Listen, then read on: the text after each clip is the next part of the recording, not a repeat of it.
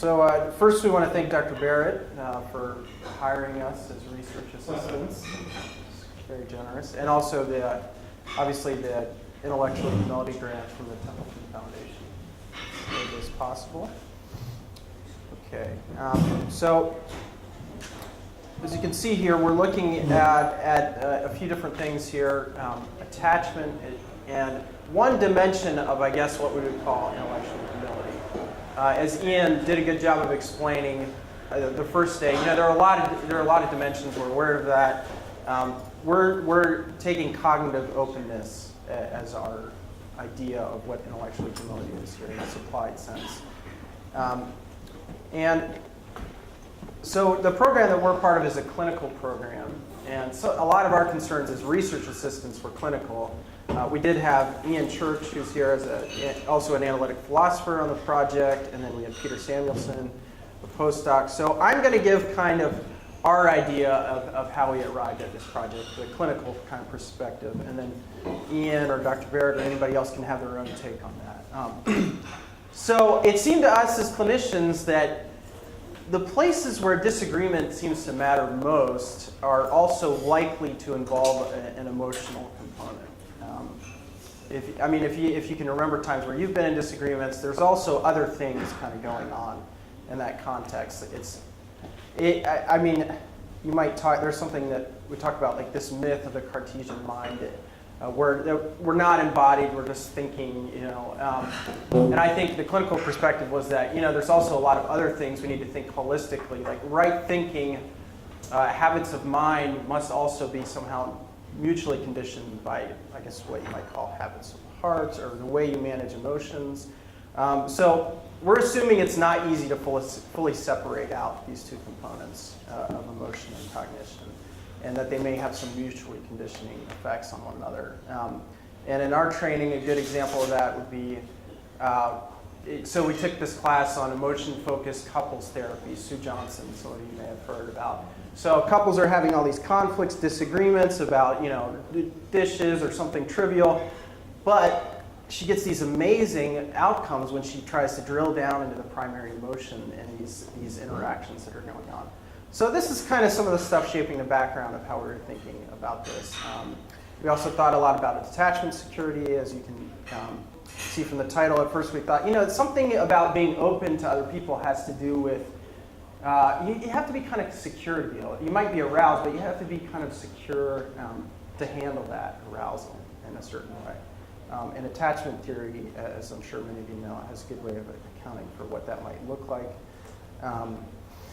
Just going through some of the background research that we were reading, we drew upon some research from Ledoux in neuroscience. So he's made a case for this idea of a high road and a low road for the production of emotion. So in the low road, you have input, and the amygdala senses danger, sends a direct emergency response to the brain and the body. And then in the high road, you have information sent in from the amygdala through the thalamus to the neocortex, and that would allow for the potential for more conscious reflection and emotional response. The thing is, the low road is twice as fast as the high road, so it might make it difficult for these more reasoning systems to be operating when the emotion is high. And then, of course, you have somebody like Dan Siegel.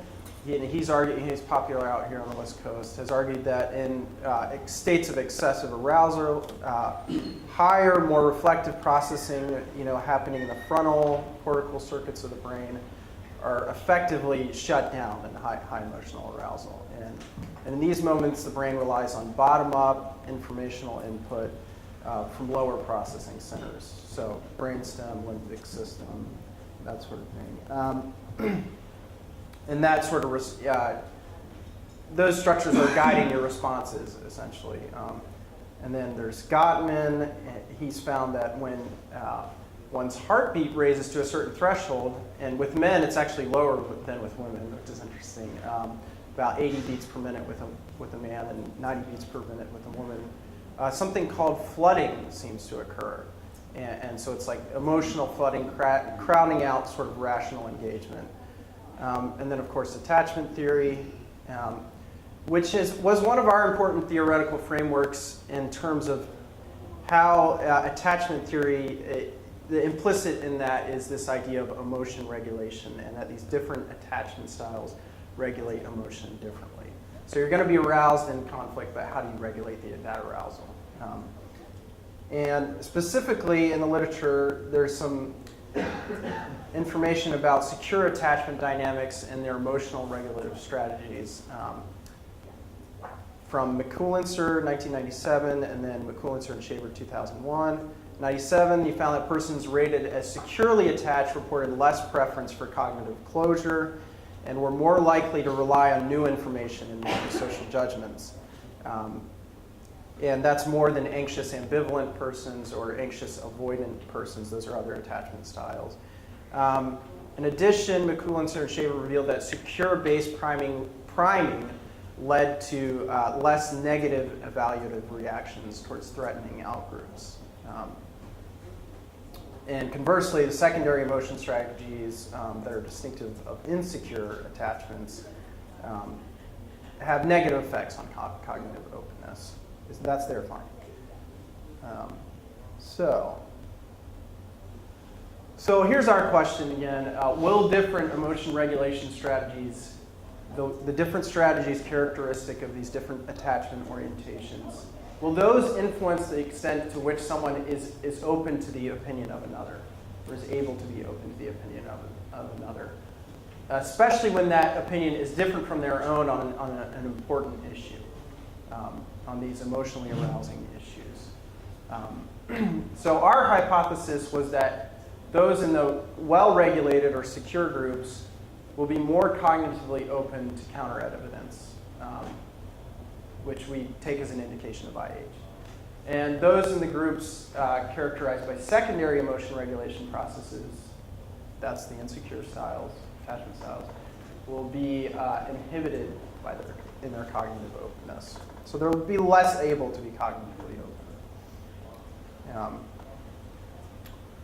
So we used MTurk, got 1,200 participants through MTurk. We designed this as the study on Qualtrics and then hosted it on MTurk. So people are being paid, I can't remember how much, maybe a couple dollars to take this, and Amazon dollars, I think. And then we use an attachment prime. So here's an example. You would be randomly assigned to attachment prime, and here's what it would be. We would ask you to spend 2 minutes with your eyes closed, and while doing so, trying to imagine the face of a person that comes to mind. And after 2 minutes, they could move to the next thing. And this was the prompt. Think of a time when you were uncomfortable being close to your childhood caregiver, when you found it difficult to trust your caregiver completely and difficult to allow yourself to depend on your caregiver. It made you nervous to get too close, and the caregiver wanted to be more intimate than you felt comfortable being. So that's the prime, and that would be I think that's the avoidant prime. And then we'd ask them questions. Questions like yes or no questions, does God exist? Or is it morally okay to get an abortion? So they'd say, does God exist? Yes, I believe God exists.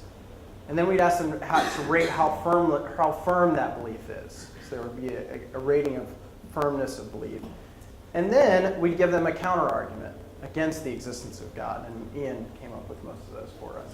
Good philosophy textbook examples. And then they'd be asked to rate, do they still believe God exists? Yes or no? And then what we were really looking for was there any movement after they heard the counter-argument and how firm their belief was. So just, is there any movement in how firm that belief is? We also gave them the openness measures from the Big Five, and then had them self-describe their attachment. So that would be a trait measure of attachment. And I'll just skip these. So again, the study aim and the study findings. The primary aim, again, of the study was to investigate the relation of attachment orientation, both as primed attachment orientation and as self-reported attachment disposition, and the relation between that and cognitive openness. So consistent with the literature we were starting with, we found that when priming, those in the secure prime had higher cognitive openness mainly on the God question, I think it was. And then also the secure group had higher trait openness on the Big Five, basically. So basically we explain that in terms of, well, better threat tolerance, better emotion regulation is what's going on here. That's how we understood it. But there were some limitations that we recognized. First of all, we relied on self-report. There was pretty small variance in the outcome measure, and we felt that there just wasn't enough sensitivity there. And the effect sizes were small, and we didn't really get it. We took emotion implicitly in looking at attachment. So we didn't have a specific measure of emotion. So we're relying on theory, basically. But despite our limitations, we found something. There was an effect, and it supported previous research. So this led us to think, well, there is something going on here, and maybe we need to continue on this path. So I think, Ariel, you're going to take the second half here. And she'll talk to you about how we changed from the first study to the second study. Hi. Let's transition over here.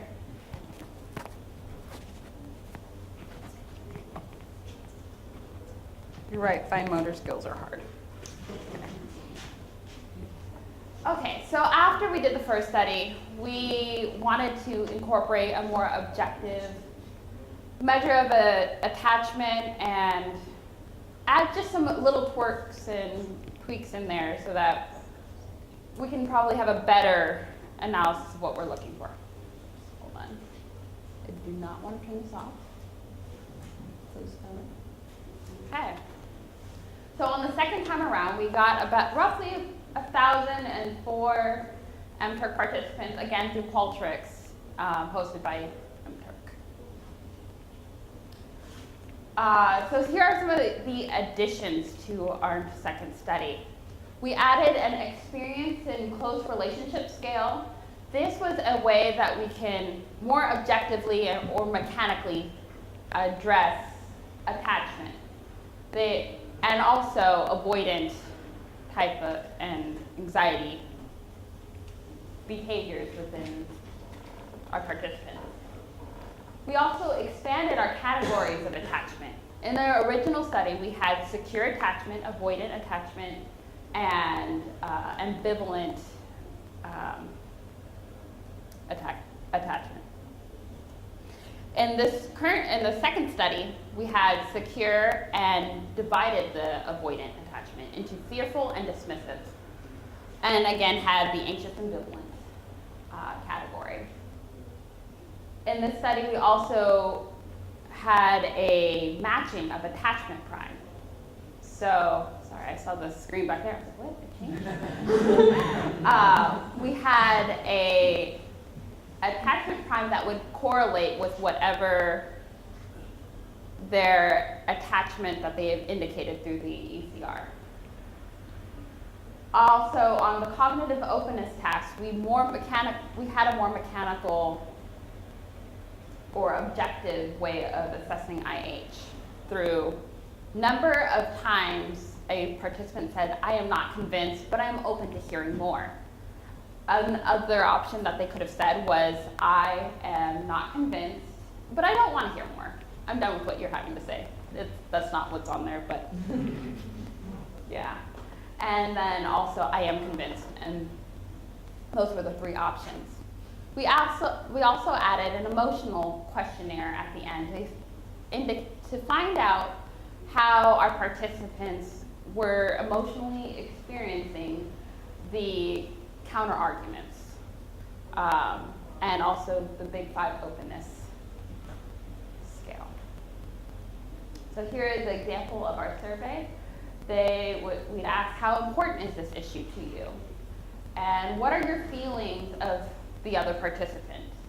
And kind of having a more open-ended discuss this in more detail. We'd ask about, again, these are the emotional experiences that for your counter argument. Were you annoyed? Were you uneasy? Amused, kind of happy about it, they were funny. Or depressed, disgusted, surprised. And more questions, how strong was the feeling, the strength of the other person's opinion? How intelligent did you think they were? One of the things I forgot to add was that we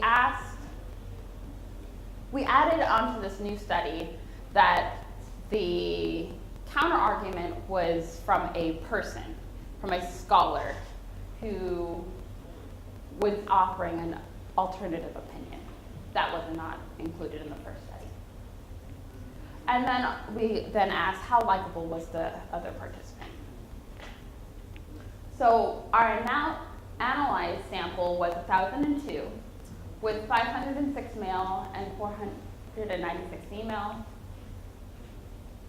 51% were of bachelor's degree or higher, 49% high school or better. And this is a breakdown of their ethnicity of the sample. Our findings were that most of these Unturkers weren't really intellectually humble. They were about 2.9, and if you recall, the higher or more accounts of them saying, I am more open, this should be far up if they were intellectually humble.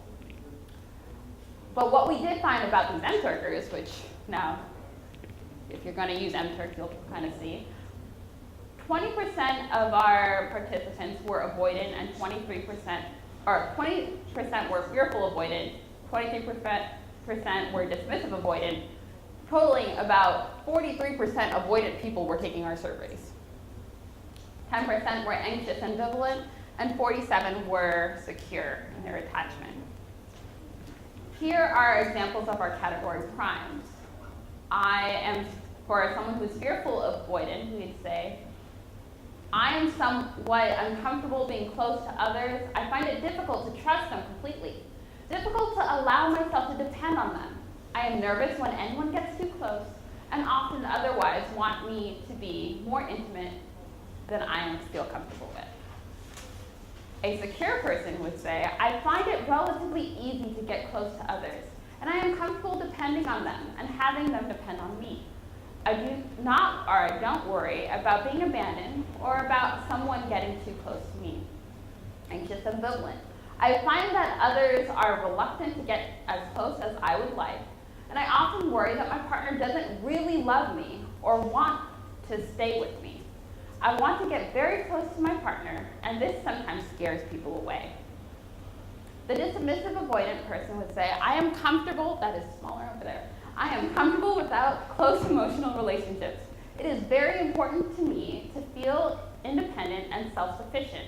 I prefer not to depend on others or have others depend on me.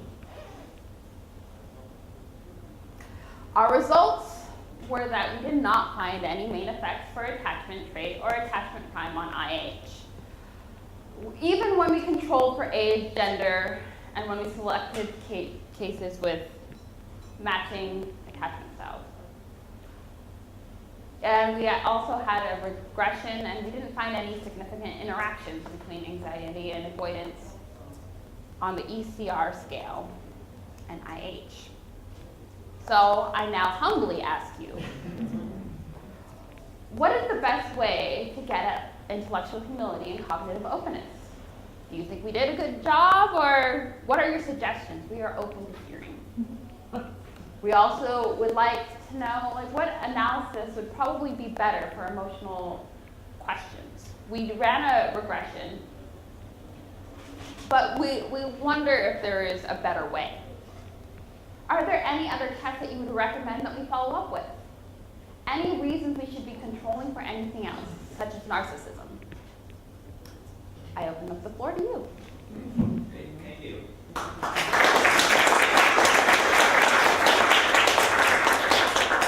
So we have some chances, John. Oh, yeah. Hold on, Tom. So I'll preface this by saying that, what do I know? But here's one thing that occurred to me. I thought that the questions that you asked, and then you gave arguments for and against, the questions at issue, I thought that they were questions that people would have relatively entrenched beliefs about, and I was wondering if you might do better to ask questions that, they come with no formed opinion, and then, I love your question. I really do. Because I forgot to mention that in our second study, we had some of those nuanced questions, which, granted, I had opinions about before, such as, would you rather be, if you had a superhero ability, would you rather be able to fly or be invisible? I personally thought about this before, but not everybody thinks about it. So we had a little bit more nuance in our second questionnaire. We also had, so there was the superhero question. We asked about gun control, which is a little bit more entrenched. We tried to do some of both. Yeah. Because of that, yeah, I think that's a really good point. Yeah. So we're thinking about what you're thinking. Yes. This is just sort of a suggestion for the emotion questions. With a follow-up study, you might want to do pre-post, where, and in particular, you could use like the Panis X scale, which is a pretty well-validated scale, and then you could see change in emotion. Because maybe somebody just comes in angry, they read it, they're like, I'm still angry. So you don't actually know whether the argument made them angry or they're just an irascible person. So if you look for change in emotion, you might find a little bit more to play with. All right.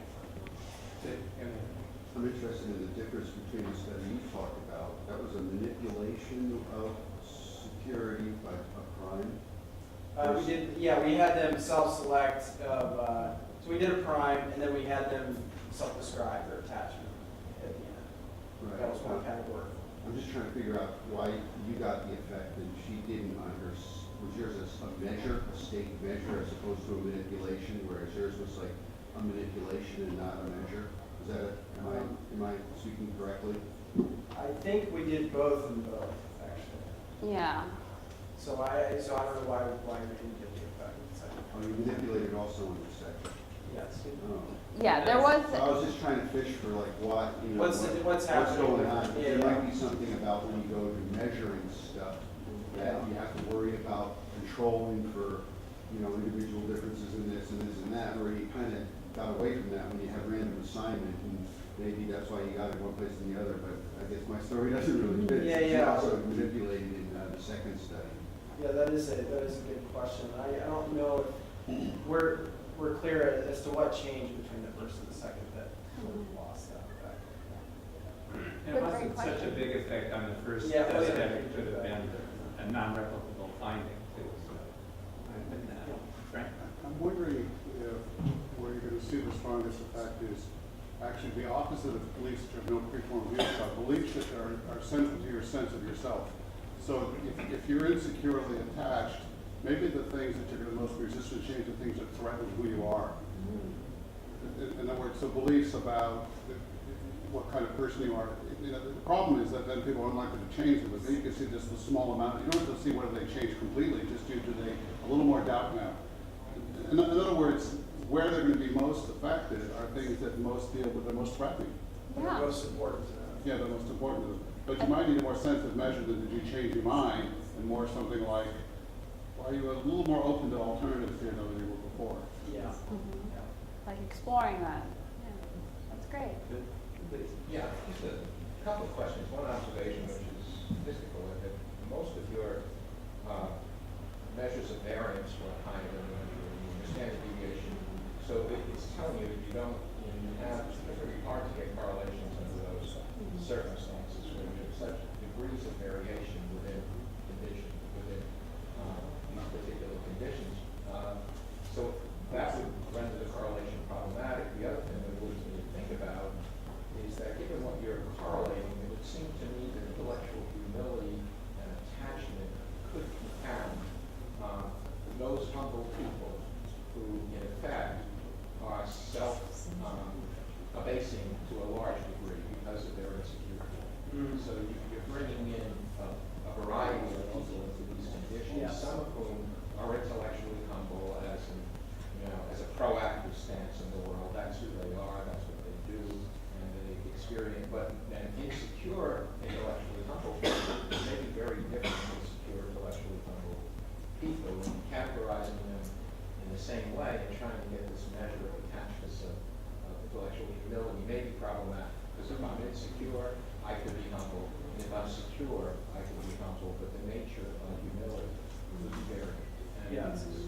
zero, our correlations aren't very meaningful, and I don't think the interactions would show it, because you're not demonstrating those other issues, and I think that more divided kind of deal, that when you start dealing with attachment concerns and dealing with other people.